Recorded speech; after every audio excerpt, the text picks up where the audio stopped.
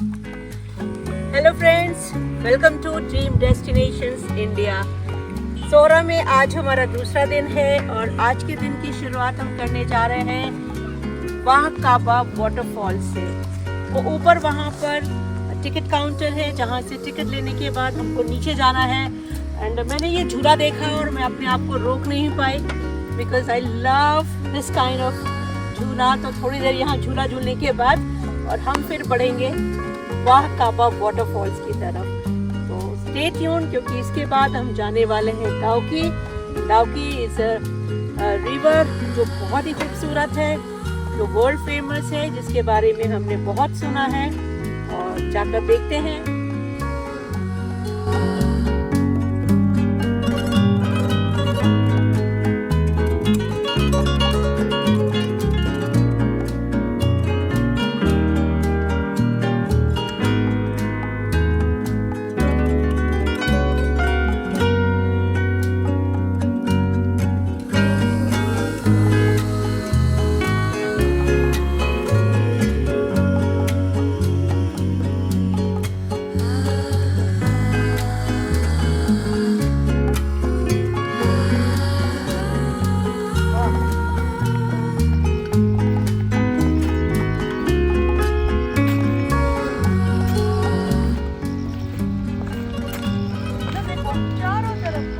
थक गई है बातों से।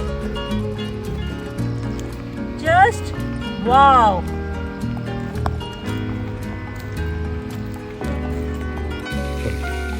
और यहाँ से पानी का शोर सुनाई देने लगा है, हालांकि अभी हमें और नीचे जाना है।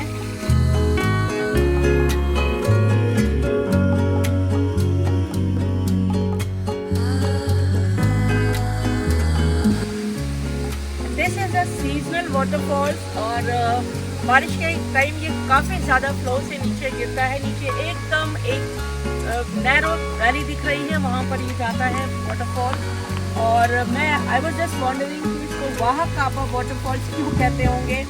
तो इस जगह पर आकर के जब हम इस वैली का नज़ारा देखते हैं तो अपने आप मुँह से निकल जाता है वाह। मेरे ख्याल में इसलिए इसको वाह काबा वाटरफॉल्स कहते होंगे। नीचे तक दिखाई दे रही है पानी।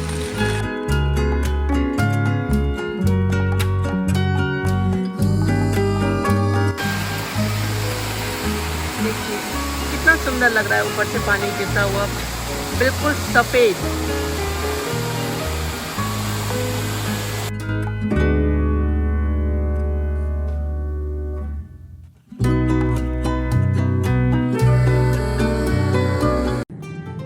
इस वक्त हम लोग हैं सोरा से डाउकी के रास्ते में और सोरा से डाउकी 80-85 किलोमीटर के डिस्टेंस पर है और टाइम लगता है करीब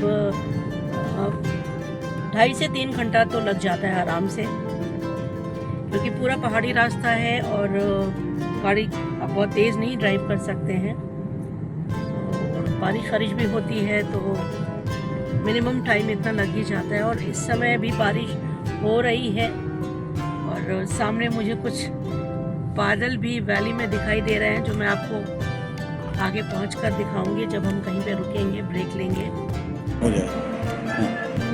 वो सामने देखिए पूरी वैली इस समय बादलों से भर गई है और ऐसा लग रहा है नीचे से किसी ने आग जला रखी हो, उस पर से धुआं ऊपर की तरफ उठता चला आ रहा। बेहद खूबसूरत नज़ारा।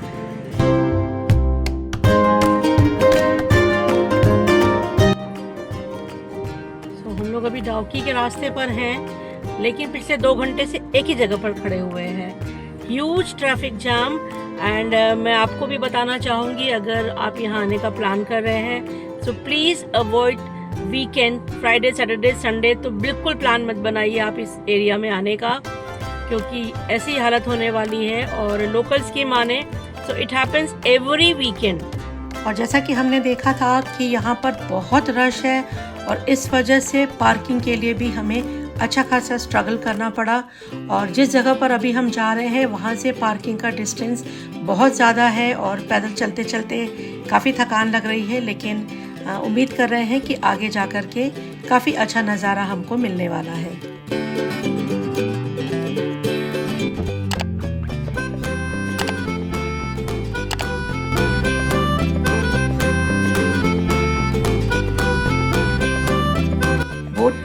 लेने के बाद अब हम नीचे जा रहे हैं और काफ़ी नीचे उतर कर जाना है। और देखिए सामने वो रिवर नज़र आने लगी है। और एक बात मैं आपको और बता दूं कि इस जगह से बांग्लादेश सिर्फ 2 किलोमीटर के डिस्टेंस पर है। और ये जगह दुनिया भर में फेमस है अपनी खूबसूरती के लिए। मतलब ये जो रिवर है ये बेहद खूबसूरत है और दूर दूर से लोग यहाँ पर इसको देखने के लिए आते हैं।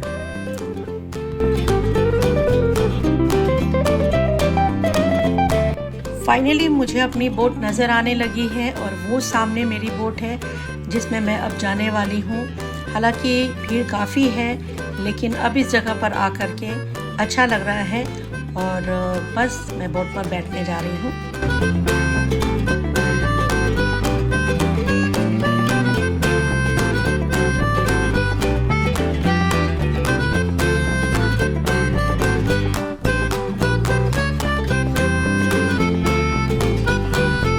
Finally we have reached Dauki and this is Dauki river और वो सामने आपको डाउकी ब्रिज नज़र आ रहा है। और काफ़ी भीड़ है यहाँ पर, इतनी ज़्यादा। और इसके दूसरे साइड बांग्लादेश है जो अभी हम जब वापसी में आएंगे तो आपको वो भी दिखाएंगे। और अच्छा लग रहा है लेकिन यहाँ आने तक जो स्ट्रगल किया है दैट वाज वेरी कम्बरसम। और ओह माय गॉड, इन्होंने हमें कोई लाइफ जैकेट नहीं दी है, कुछ नहीं दी है। एक पतली सी बोट पे बिठा दिया है तो थोड़ा सा डर भी लग रहा है लेकिन कोई प्रॉब्लम नहीं। ये नीचे देखो सैंड दिखाई दे रहा है, बिल्कुल नीचे।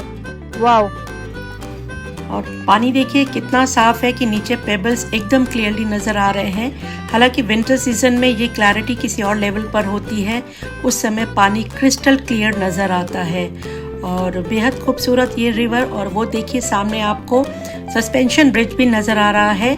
और ये एक इकलौती ऐसी जगह है मेघालय में जो भारत को बांग्लादेश से बाय रोड कनेक्ट करती है। तो are you enjoying? Yes yes, बहुत मज़ा आ रहा है। मज़ा आ रहा है 5 घंटे ड्राइव करने के बाद। तो फाइनली थोड़ा टाइम रिलैक्सेशन का मिल गया गाड़ी के चलाने के बाद। अभी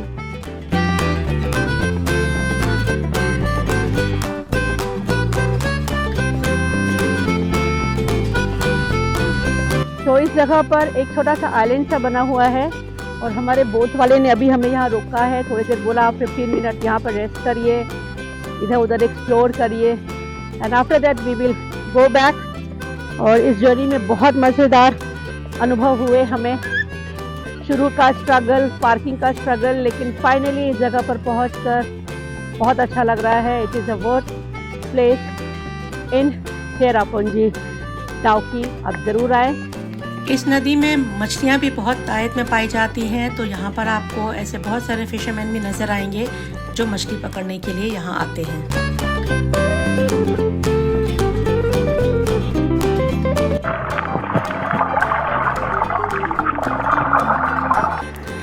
डाउकी में बोट राइड आप ज़रूर करें, बिल्कुल भी इसको मिस नहीं कीजिएगा। और यहाँ पर 2 तरह की बोट्स अवेलेबल हैं। पहली जिसका फेयर है 1000 रुपीज़ और जिसमें 1 घंटे का आपको टाइम मिलता है, और दूसरा है 800 रुपीज़ जिसमें आपको 45 मिनट्स का राइड टाइम मिलता है।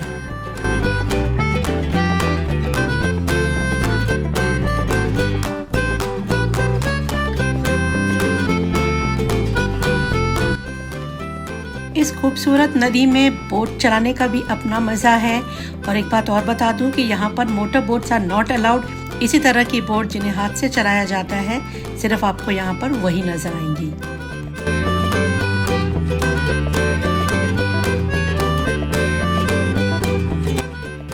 अब हम बोट राइड से अपने वापसी के सफ़र पर हैं और इस जगह का हम बहुत देर से इंतज़ार कर रहे थे। इस समय हम लोग इंडियन वाटर्स में हैं और वो जो सामने का पूरा जो किनारा दिख रहा है वो बांग्लादेश है। मतलब बहुत ही इंटरेस्टिंग है ये कि नदी के एक साइड में हम इंडियंस हैं और दूसरे साइड पर बांग्लादेश है। और अभी अभी मैं अपने बोट वाले से बात कर रही थी तो उन्होंने बताया कि ये जो पॉइंट है, मतलब ये जो सामने का जो पूरा एरिया है, this is the best picnic spot in Bangladesh. तो यहाँ पर काफ़ी टूरिस्ट आते हैं, बहुत भीड़ लगी रहती है और सामने अम्ब्रेलास वगैरह भी लगे हैं, बहुत सी दुकानें भी लगी हैं। और यहाँ पर हमारे कुछ इंडियन सोल्जर भी इस साइड पर हमेशा ड्यूटी पर रहते हैं। तो एक यूनिक एक्सपीरियंस जहाँ पर आप इंडिया से बांग्लादेशियों को सामने देख पा रहे हैं।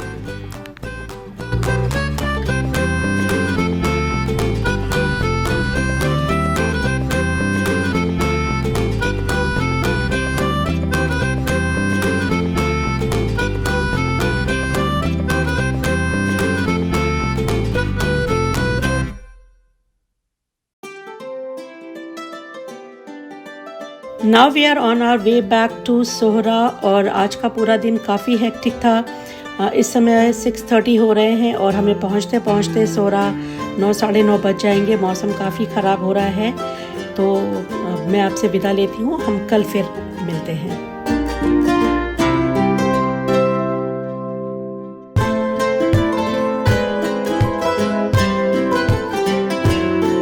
सोहरा में आज हमारा 3rd डे है और आज का दिन कुछ खास अच्छा नहीं गया, क्योंकि एज़ पर आर शेड्यूल आज हमें होना चाहिए था डबल डेकर रूट ब्रिज के पास, लेकिन सम मेडिकल इश्यूज़ की वजह से हम वहाँ नहीं जा पाए। और अब हम जा रहे हैं नो कालिकाई वाटरफॉल्स देखने। उससे पहले हम लंच करेंगे और फिर शाम तक हम नो कालिकाई वाटरफॉल्स घूमेंगे, उसको एक्सप्लोर करेंगे, आसपास की खूबसूरती को एंजॉय करेंगे, क्योंकि बहुत ज़्यादा ट्रैवल करने की कंडीशन में आज मैं हूँ नहीं। This is the local dal made with black sesame seeds, and this is the bamboo shoot vegetable. It's a local thing. This is the bamboo shoot achar. This is the normal achar, and this is the mint chutney. Mint. Let us try. Yeah. Right. So, thank you.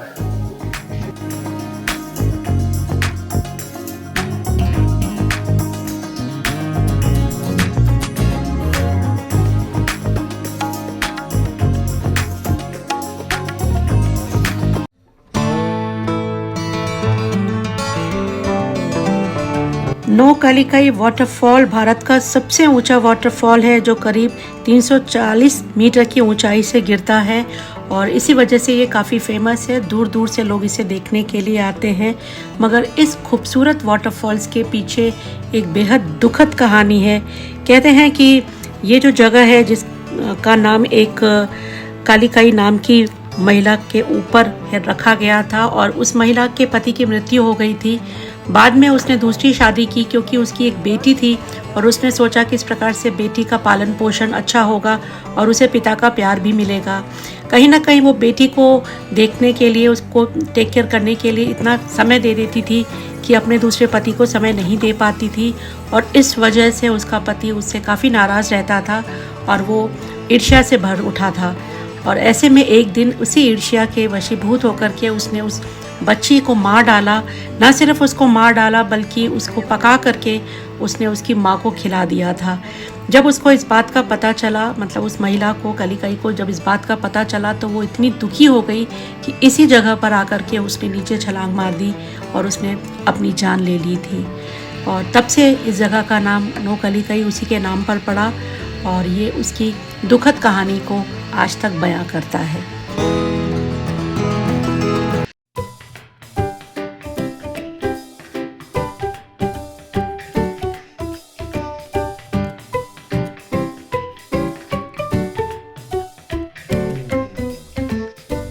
अभी हम लोग no Kalikai waterfall से आ रहे हैं, मतलब उसको देख करके आ रहे हैं वापस। और अब हम जाएंगे अपने होटल में। सनसेट हो चुका है और हालांकि आज का दिन हमारा फ्रूटफुल नहीं रहा। हमारा जो शेड्यूल था आज के लिए वो हम पूरा नहीं कर पाए। कल हम गए थे डाउकी रिवर और हमारा पूरा दिन वहाँ पर लग गया था बिकॉज ऑफ हेवी ट्रैफिक, और हमको वापस आने में काफ़ी लेट हो गया था। अराउंड 9:30 वी रीच्ड बैक और हमने ऑन द वे ही डिनर किया था। और सुबह जब मैं सोकर उठी तो severe indigestion, loose motion, vomiting, और इतनी हालत ख़राब थी कि मैं पूरा दिन बिस्तर से नहीं उठ सकी। So we just drop the idea. लेकिन इट्स माई रिक्वेस्ट कि आप कभी भी जब यहाँ पर घूमने आए, so don't miss to visit root bridges. और ये रूट ब्रिज यहीं पर पाए जाते हैं, शिलोंग में या मेघालय में, जिसको हर किसी को देखना ही चाहिए कि किस तरह से नेचुरली ये रूट ब्रिज बनते हैं। एंड मतलब कई साल लग जाते हैं, 25-30 साल लग जाते हैं एक रूट ब्रिज को बनने के लिए। With this, we have come to the end of this episode of Sohra और चेरापूंजी। अपने नेक्स्ट एपिसोड में हमें कल यहाँ से निकलना है, तो अगले एपिसोड हम आपको अरुणाचल में मिलेंगे। तब तक चैनल को लाइक और सब्सक्राइब करना ना भूलिएगा। This is your host Rachna Srivastava signing off from Sohra. Bye bye, take care.